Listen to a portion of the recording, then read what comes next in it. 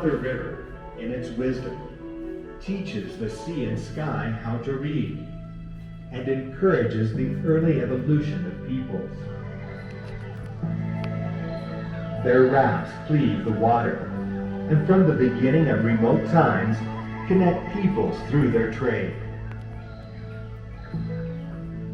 Masters of the sea, they also domesticate plants and land.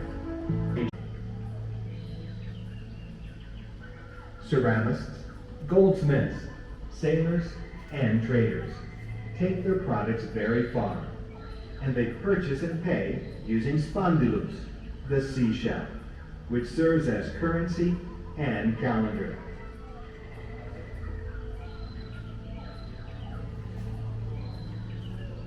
Vegas and Valdivia are the first cultures in America that generate the rise of agriculture and pottery, respectively.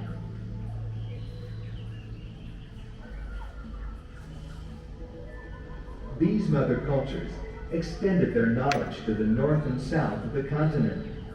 Internationally, the influence of Valdivia is accepted in the birth of the Olmeca culture, basis of the Central America. The first houses built are burnt down by brave natives.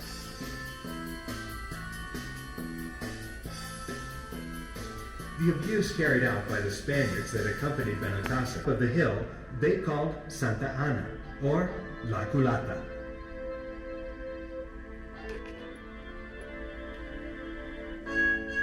And Francisco de Orellana, under the name of Santiago, finally founded the main port of the Pacific, and Guayaquil embarks on a new era.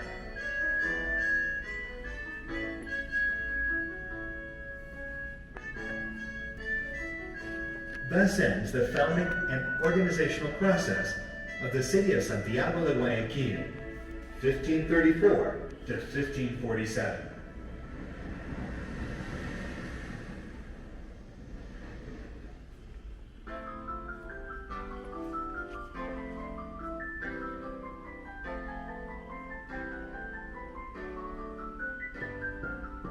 Can labor, sailor deans, ship owners, caulkers, carpenters, masters,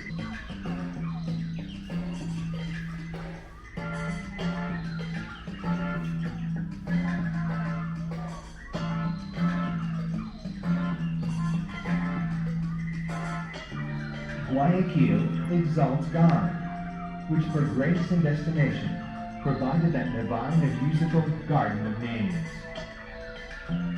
According to the work by Alcedo and Herrera, published in 1741, more than 170 ships had been built in Guayaquil, including galleons, galleys, and tenders up to 1736.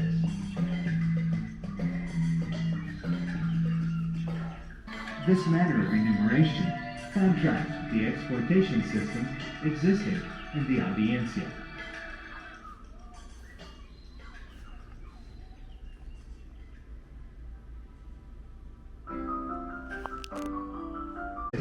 Unfair.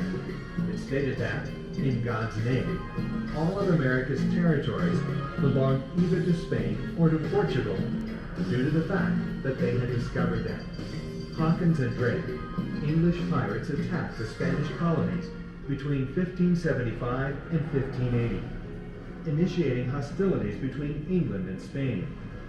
Holland, which at the time depended on the Spanish crown, tried to free itself from the Iberian power, and it too embarks on a dispute. England, Holland, and finally France joined forces in an effort to reduce Spain's powers of the seas and to take a part of the riches produced in the new continent. 09. Guayaquil was attacked by many pirates. The worst and bloodiest attack recorded in the history of Guayaquil was perpetrated by Grenier and Picard, who ransacked a young ladies' school, who were then taken hostage to Cuna Island, where they were subject to all sorts of excesses, having some of them returned to their homes pregnant. Mr. Jose Hilario de los Santos Booty.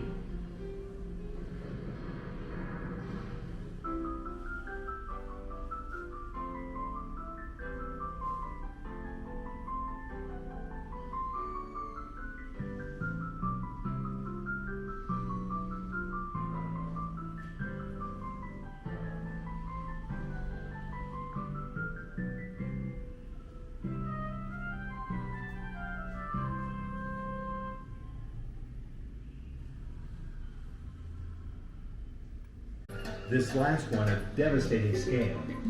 The city was reduced to ashes, and its population was severely reduced. The invasion by French pirates Grenier, Picard, and privateer Howe left the city of Guayaquil in absolute poverty, being that the reason why the authorities decided to rebuild it on a safer location. In 1688, 307 neighbors requested to move the population to a site located between what today are the streets Venice to the north, Sucre to the south, Pichincha to the east, and Boyacá to the west.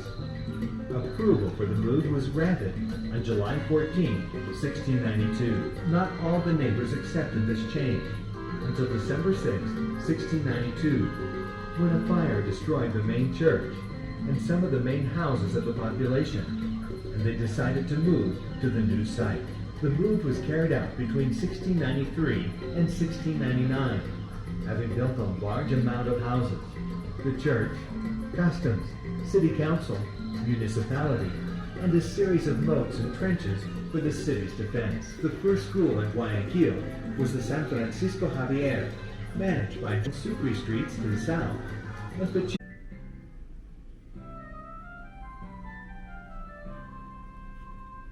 American Creole is mature for independence. All the volcanoes. The strongest Creoles declare war on Spanish arrogance.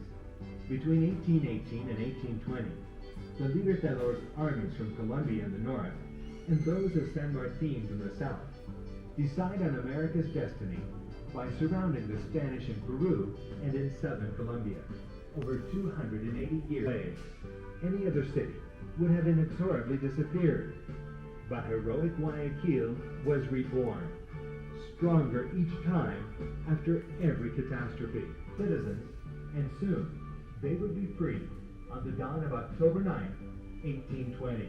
The glorious dawn, October 9, 1820. On October 1st, 1820, Villamil and Antipara visited Morlas's house. Isabel, the couple's daughter, suggested organizing a ball that evening.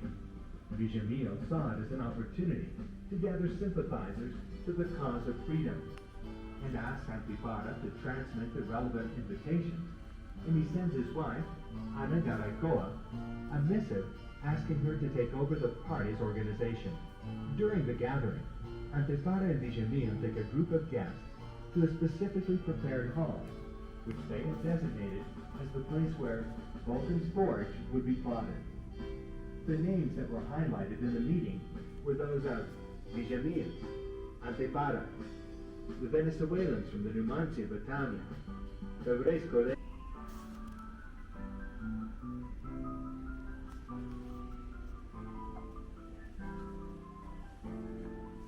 Links its destiny to the independence of Cuenca and Quito. It then promotes the plan for freedom for the rest of the Audiencia. In 1820, the Free State of Guayaquil included the present-day provinces of Manabí, El Oro, Los Rios, and Guayas. Professor David G. Hewitt of Edinburgh University, an authority in American history, gives the category of republic to the Free State of Guayaquil. The first decision made by the higher government board after constituting the Free State of Guayaquil was to form an army which it called the Quito Protection Division, which had as its goal to free the remaining. September 12th, Sucre faces General Aymerich. This would constitute the second defeat of Patriot troops in the same place. Barely 100 men would make it back to Guayaquil under the most precarious of circumstances. On September 27, 1821, help was requested of General San Martin in order to obtain the support of Peruvian troops in Guayaquil's army under the command of General Sucre. Sucre attempts once again to free Quito and ascends using another route. San Martin sends Colonel 22. Guayaquil was forced by Bolivar to annex itself to Colombia. Around that time, Bolivar and San Martin met and sealed the future of South America. 8 years later, the great Colombian illusion is only 30. The Republic is born. While it was part of Colombia, Guayaquil sacrificed its human and economic resources with what were the triumphs of Junín and Ayacucho in 1824. In 1827, once again the region saw an event of importance take place.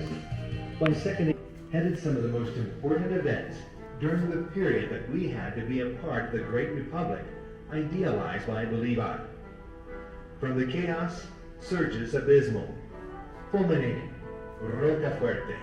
From 1834 to 1838, Don Vicente Rocafuerte, a president born in Ecuadorian territory, took over the reins of the nation and demonstrated that the republic could be governed. The Republic of Ecuador. In Guayaquil, Governor Rocafuerte builds. He forces and deters Taki and Villarreca, wants to perpetuate his power, vain, and moved by the regional interests he represented. Flores underestimated the Ecuadorians and thought they were ready to accept meekly his whims. The Unconditional Convention grants him a third mandate. 8 years wants the general. He increases the length of time, as well as tax rates and oppression. 1843. In the convention, friends and flatterers backed the idea of expanding the mandate of the president, and thus consolidate their own economic situation, and the Guayaquil interprets the nation. No to foreign militarism. Yes to democracy, civism, and nationalism. Ecuador for the Ecuadorians, shouts the revolution on March 6, 1845. Several uprisings fall on bloody battle. Defeated, the chief of the government's forces accepts capitulation, formally rejected. General Wright accepts to obey the orders of the Vice President of the Republic, Don Francisco Marcos, living in Guayaquil, who supported the revolution. The governor resigns, and the people choose Olmedo, Roca, and Novoa to command a provisional government. At the town council, an extraordinary general assembly drafts the Popular Declaration of Guayaquil, which would search for a better future for the country. Roca encourages public works. He creates and promotes the library, museum, and university. As president of the council, Don Pedro Cargo creates the municipal library in March 1862, the industrial museum in 1863, and the university council, basis for the future university, in 1867. Agricultural exports, mainly cacao, enrich the city and its province. These are times of prosperity, which transform life and customs. In parallel to Guayaquil's development, the port's banking sector is born, led by La Casa, belonging to Mr. Manuel Antonio Luzárraga, the first banking establishment of the country. It was followed by the Banco Popular de Descuento y Circulación a Guayaquil, founded by Teodoro Maldonado, and the one belonging to Colombian investors Blanes, Perez, y Obarrio. In 1868, the Bank of Ecuador is born in Guayaquil, continues Rocafuerte's thought, and is the father of Ecuadorian liberalism, Don Tomás Martínez.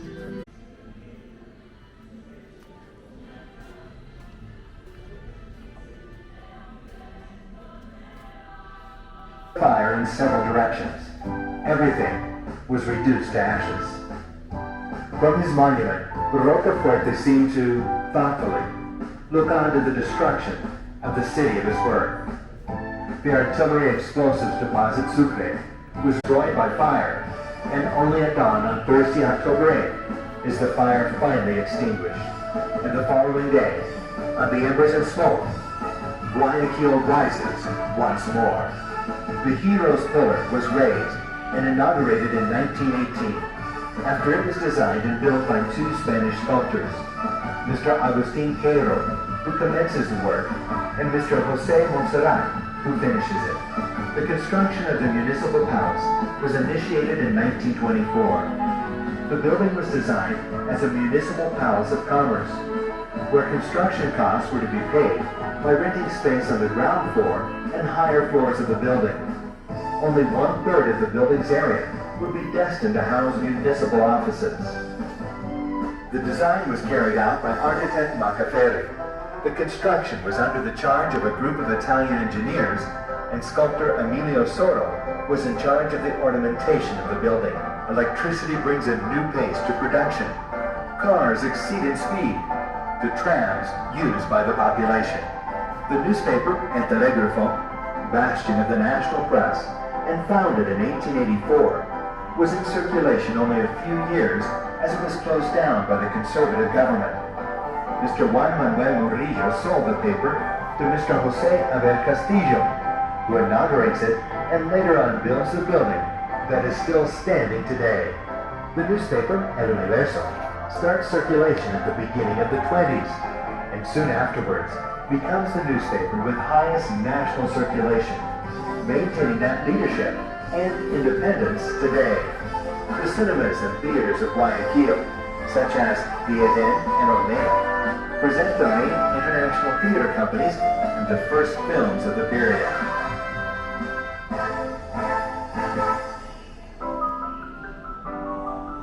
Music of Ibanez and Zapata, and the voice of Olimpo, and our own JJ. The song Guayaquil de mis Amores was written during this period. It is known as the second hymn of the city. Commerce and banking move effort and capital. La Previsora, markets, and national unity builds its grid.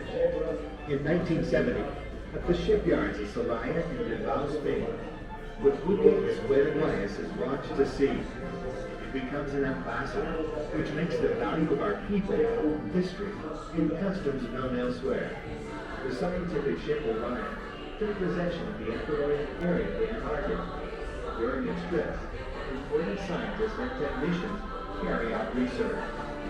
Since 1888, the Board of Beneficencia Guayaquil is in charge of the most important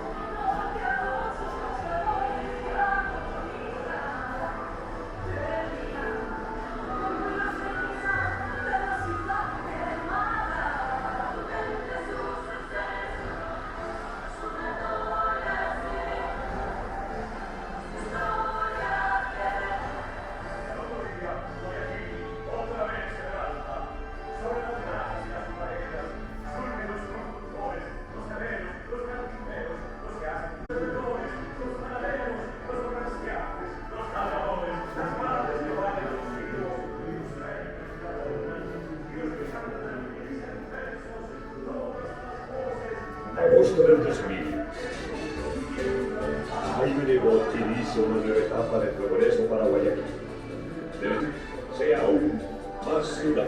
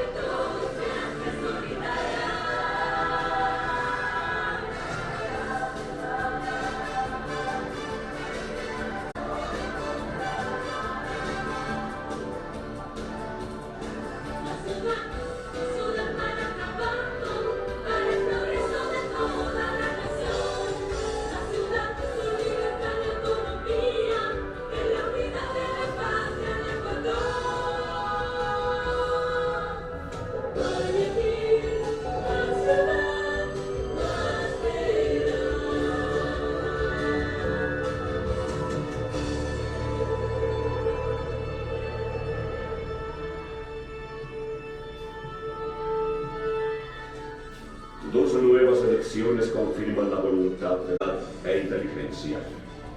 Guayaquil es su pueblo y así lo ha concebido en todas partes. El culto de las artes y el honor nacional irá con mano pródiga los bienes de la raza.